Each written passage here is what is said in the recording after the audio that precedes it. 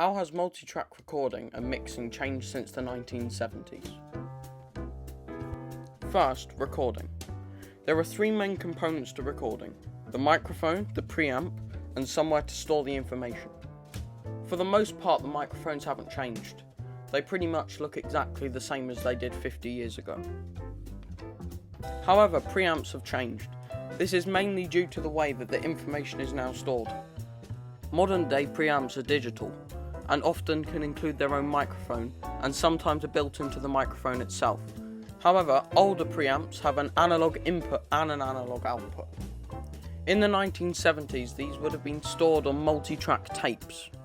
It is also quite likely that it went through a mixing desk before it reached the tape. Mixing, in my opinion, is a bit more interesting. So what I'm going to do is record something, and then we can mix it using an analog system and a digital system. I have picked a short sax duet to show this.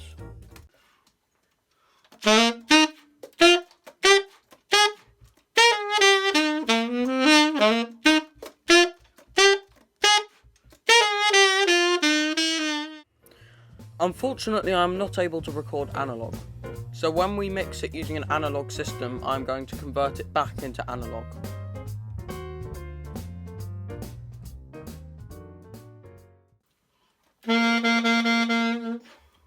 I'm just checking the levels before I go on to the second part.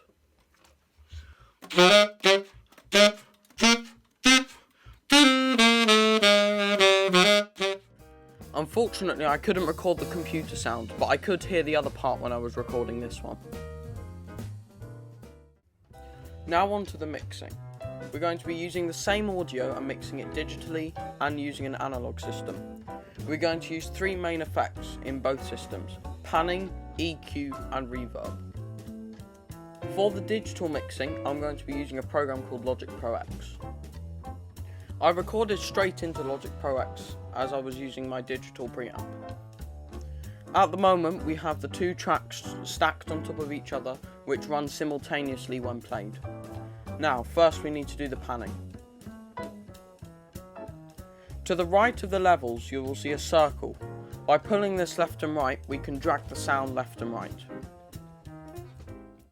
Unfortunately, you will not be able to hear this, as QuickTime, which is doing the screen recording, only does a monologue output, but you will hear this in the final product.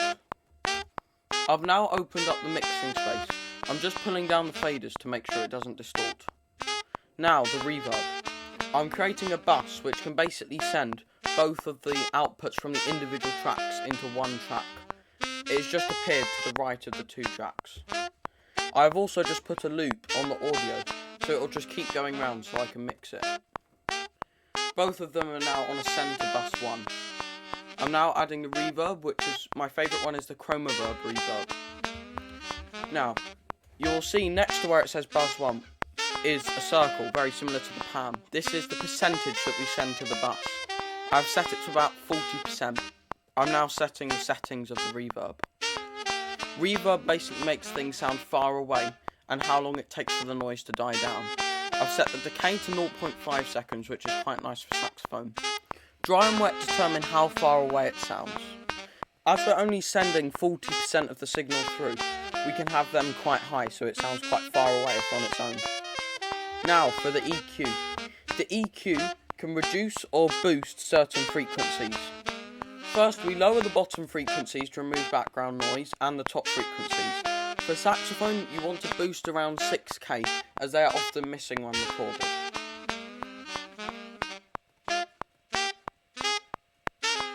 We need to do this for both saxophones. I've just copied the effects over to the other one. Now, what I'm going to do is I'm going to add some faders at the beginning and the end of each of them to make sure there's no very, very quiet background noise, which just starts there at the beginning and the end. This is all digitalized and automated. That line represents the fader, and when I drag the ends down, that will represent how loud it will become. I'm just making sure that the second track is at the same volume during the piece.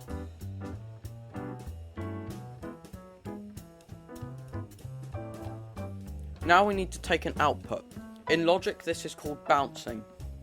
So what we have to do is put a loop around what we want to bounce, which is done, which is represented by that yellow line. Then we pick the format that we'd like, then we name it, and it will be saved into our folder.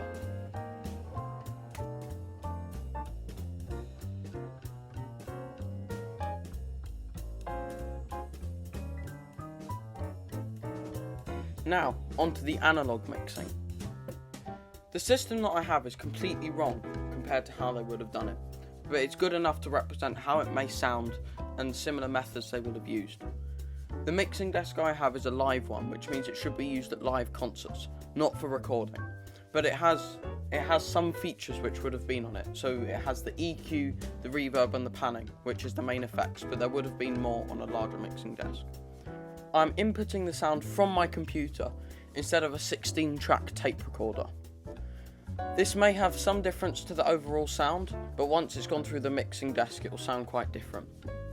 For the very final recording, when I've decided I've got it how I like it sounding, I'll plug my Zoom H6, which is my preamp, into it, which will feed back to my computer to give us the final audio, which will be digital. The input from a 1970s system would come from a multitrack tape.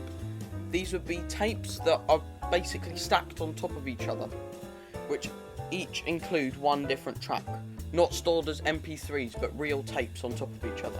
They'd go through the mixing desk where some effects may be added, but now we're also adding physical plugins. Much like the reverb we used, they're just representing what real plugins would look like, physical boxes which you plug in. At this point the multi-track tape would be finished, but everything would be dry. So you add the effects, and when you're happy with how it sounds, you have one chance to do the automation of the effects, so any changing in effects, like a fade out, any change in EQ or volume would have to be done manually. There would be people sitting behind the desk changing things as it went. Then when you decided you were happy with it, you'd output it into a single cassette. This would be your final audio. Now, I'm just setting the computer to loop the track. I've bounced it from Logic, which is hard pan left and right, which means we can use the stereo inputs, which are in the very top left of the mixing desk, to distinguish the two saxophones. I'm just levelling them using the buses and the faders and the gain. Everything on the mixing desk goes through some sort of bus before it reaches the main output. Now we're on to panning. This is very, very similar to the Logic panning. It's pretty identical actually. You can just set it how you like. This mixing desk has 4 variables for each track. It has a high frequency, which does 12k, a low frequency, which does 8k, and then you can decide which other frequency you'd like to boost. So you set the bottom one to the frequency you'd like, and then the one above to the amount it does. There's also another EQ available on this mixing desk, but on this occasion I didn't use this one. Now we're onto the plugins. This desk has several built-in plugins, and we can change the one we want using the main switch. I've put it through some sends into it. Now you can listen to some of the different noises available. Now, the reverb I like the most is the small room reverb. This isn't a very big reverb, but if you turn up the sends percentage, it is quite nice for saxophones. You'll see that the bottom red variable is effects 2 integrated, so the INT stands for integrated, so they're all the different effects that we just covered. And the one above is effects 1, which is external, which means you will see at the top of the board there is another plug which you can plug plugins in. So we use the reverb in Logic, which was just a digital replicator for something which is a physical thing. Now we're going to see what they sound like. I'm going to play both of them and switch between digital and analog every 8 bars. See what you think.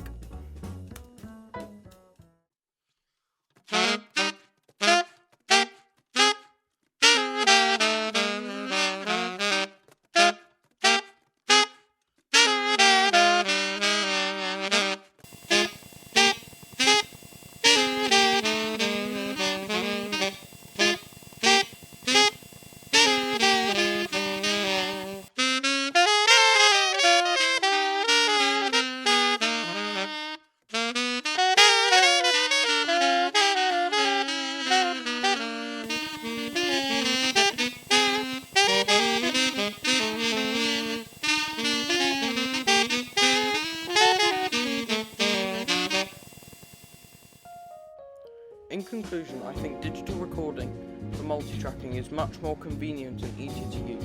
It has much more options with the plugins, and you can bounce it and test it easily. However, analog sounds much more pure and often has nicer vintage sounds that come with it. The background noise on analog isn't very nice, but there's not much I could do. Because there was lots of computers around, it was making earth noise, which was interfering with some of the electrical signals. And because of the amount of very cheap adapters I was using to turn it from digital to analog, that would be some of the buzzing noise. So it would sound like that, but just without the buzzing. I tried to digitally do a point EQ to get rid of it, but it didn't work very well, so sorry about that. Thank you for listening. Any questions?